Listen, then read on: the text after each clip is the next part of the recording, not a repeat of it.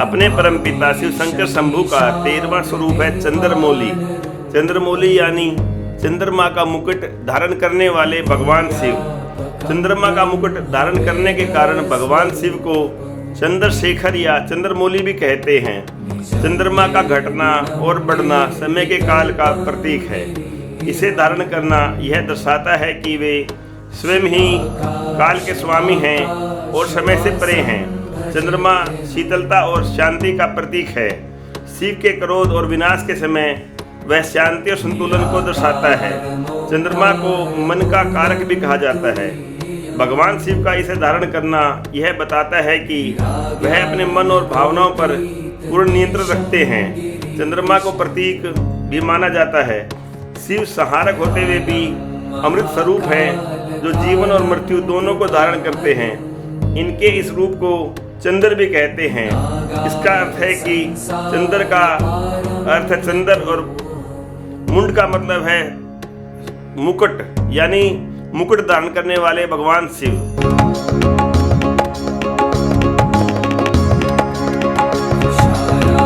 अपने परमपिता शिव शंकर शंभू की महिमा का गुणगान एक भजन के द्वारा करते हैं।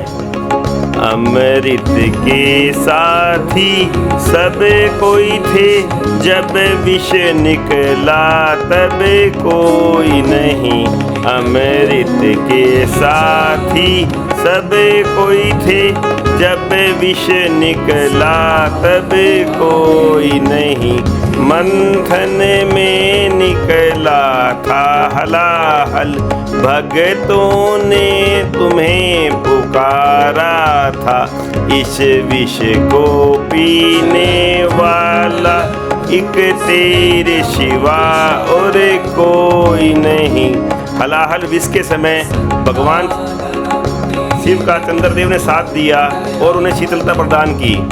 अतः भगवान शिव शंकर के चंद्रमौली रूप की जय। अपने परमपिता शिव शंकर शंभू का 14वां स्वरूप है विश्वम। विश्वम यानी विश्व स्वरूप शिव। विश्व स्वरूप शिव का अर्थ है कि भगवान शिव का विराट और ब्रह्मांड के रूप में होने का वर्णन, जो सृष्टि के अंदर समाहित हुए हैं। शिव आदि हैं और संपूर्ण ब्रह्मांड के अंदर समाये हुए हैं। जब सृष्टि में कुछ नहीं था तब भी भगवान शिव थे, और जब कुछ नहीं होगा तब भी भगवान शिव ही रहेंगे।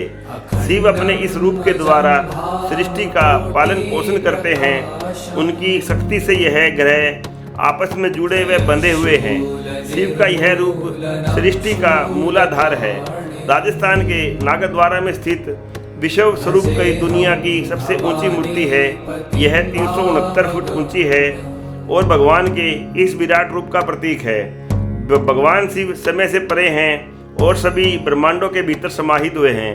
आदरणीय शिवगणों, आइए हम सब मिलकर अपने परमपिता शिव शंकर की महिमा का गुणगान एक भजन के द्वारा करते हैं।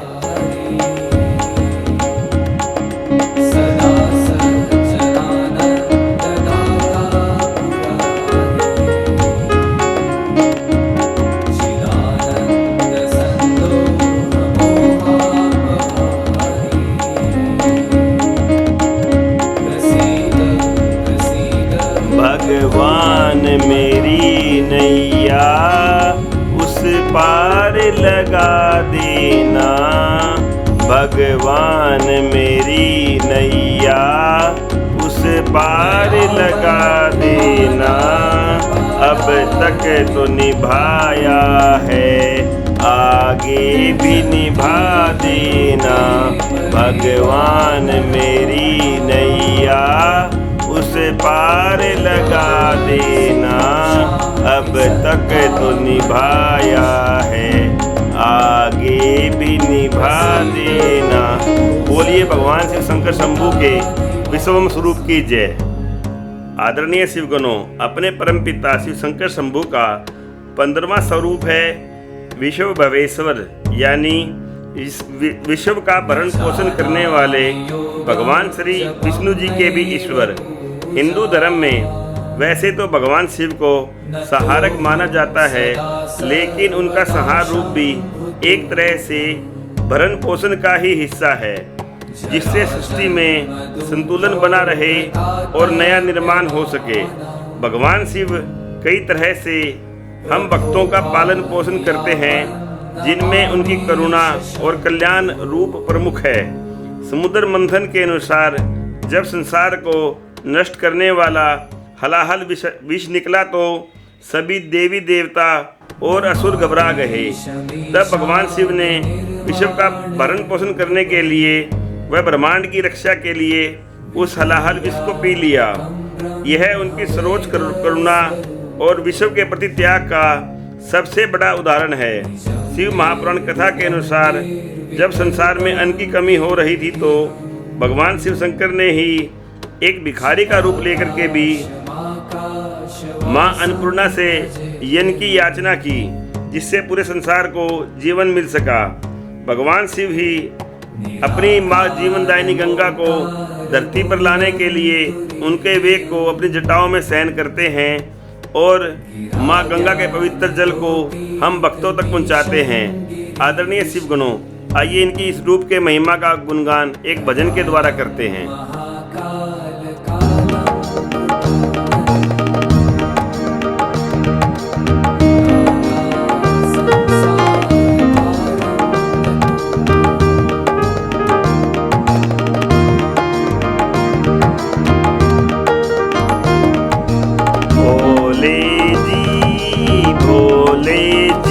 तेरे पास आया हूँ, चरणों में तेरे अरदास लाया हूँ। भोले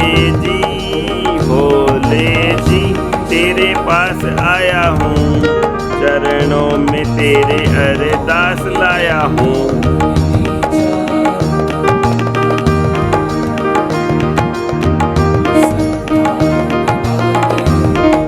निकला मंथन में विष भारी, पड़ी जरूरत हमें तिहारी। देव असुर सब हार गए, तब आए भोले भंडारी।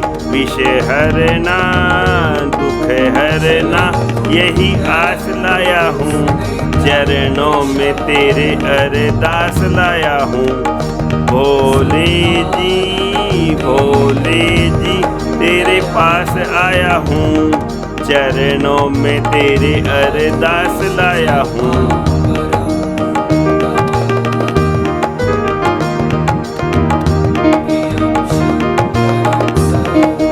हलाहल विष का पान किया था, सबने तुमको जान लिया था।